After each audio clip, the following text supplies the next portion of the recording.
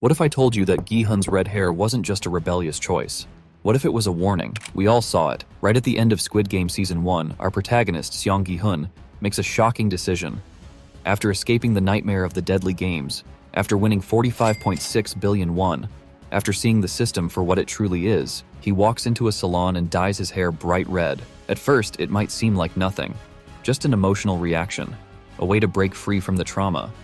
But what if that red hair is actually a hidden message about Gi-hun's future?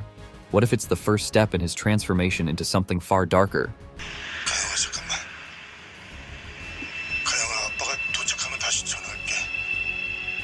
A VIP. It sounds crazy, right? Gi-hun, who swore to take down the Squid Game, becoming one of the elites who watch people die for entertainment.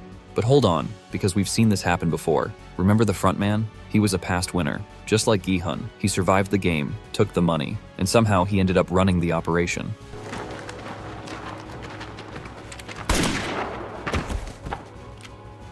명심해. 우리가 누군지 알게 되면 Now think about this. What actually happens to past winners? We never hear about them. Who really are the VIPs? Could they be former players too? And why did Gi-hun choose red? A color linked to power, blood, and most importantly, the guards. This isn't just a wild theory. Squid Game has been hinting at this all along. And if the clues are correct, Season 3 won't be about Gi-hun stopping the game. It'll be about him becoming part of it. But how does this happen? How could someone like Gi-hun, a man who barely survived, end up as the very thing he swore to destroy? Well, let's take a look at the first warning sign. The moment Gi-hun dyed his hair red, it felt symbolic, like he had crossed a line he didn't even realize existed. And if we want to understand where he's headed in Squid Game Season 3, we need to look at someone who already went down this path.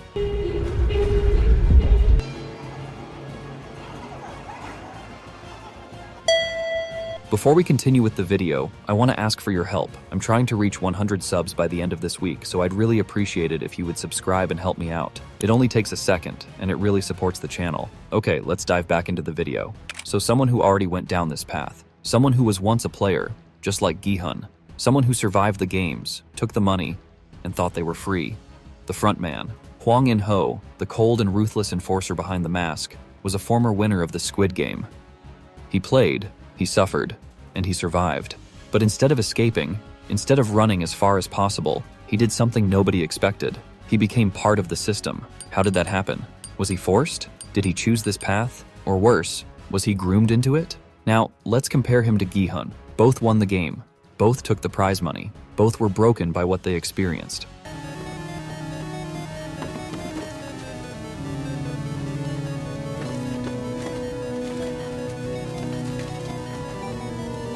But here's the difference.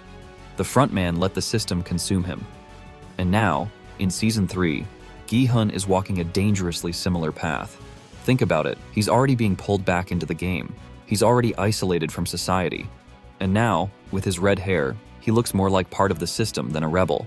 Is this history repeating itself? Or was this the plan all along? Because if the frontman was once a player, then what exactly are the VIPs? What if they too were winners who thought they could escape? And if that's true, Gi-hun might already be doomed. There's something off about the Squid Game. It's not just the brutality, the masks, or the fact that it's been happening in secret for years. they will go for all of it. It's the silence. Think about it. 45.6 billion won is life-changing money. But have we ever heard of a past winner enjoying their life after winning? Have we ever seen someone come forward and say, "I survived the Squid Game and here's what happened next"? No. Instead, we see Gi-hun, broken, depressed, and unable to spend his money. And we see the front man, who went from a past winner to a ruthless enforcer. So what happens to the other winners? Theory number 1, they never leave the system. What if the game never really lets you go? We've seen that the organization is everywhere. They have contacts in banks, police stations, and even among the elite. So what if the moment a winner takes the money, they're being watched? Sure, some might spend their winnings quietly, but what about the ones who ask too many questions? What if some, like Gi-hun, try to fight back? Do they simply disappear, or do they become something else? Theory number 2, winners are recruited or eliminated. We already know one past winner became the front man, but what if he wasn't the only one?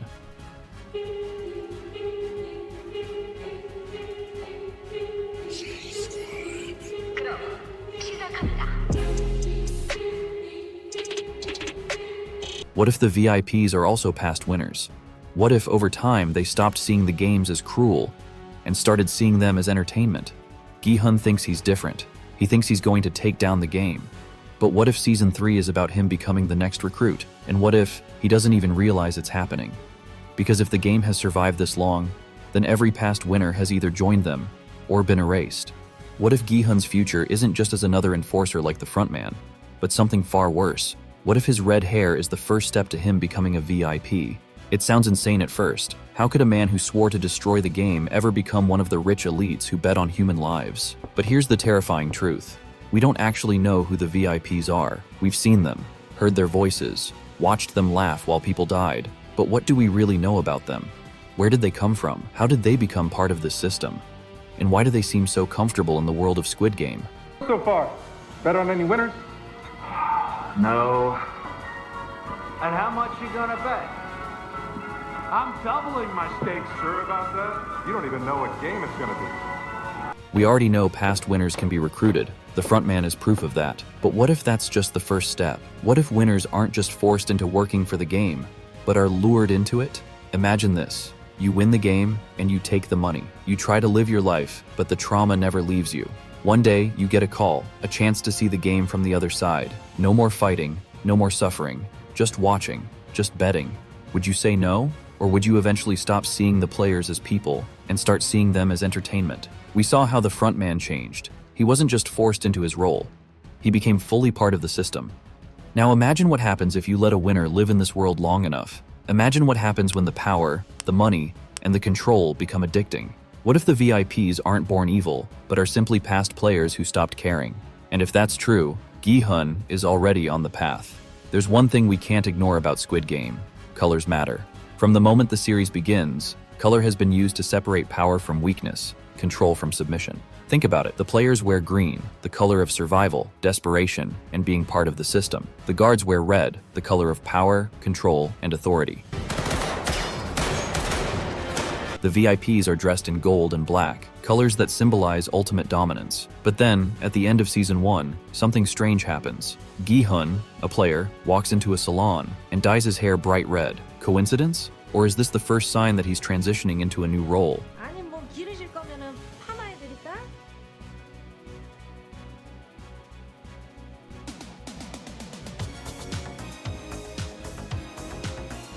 For the entire series, red was the color of the enforcers.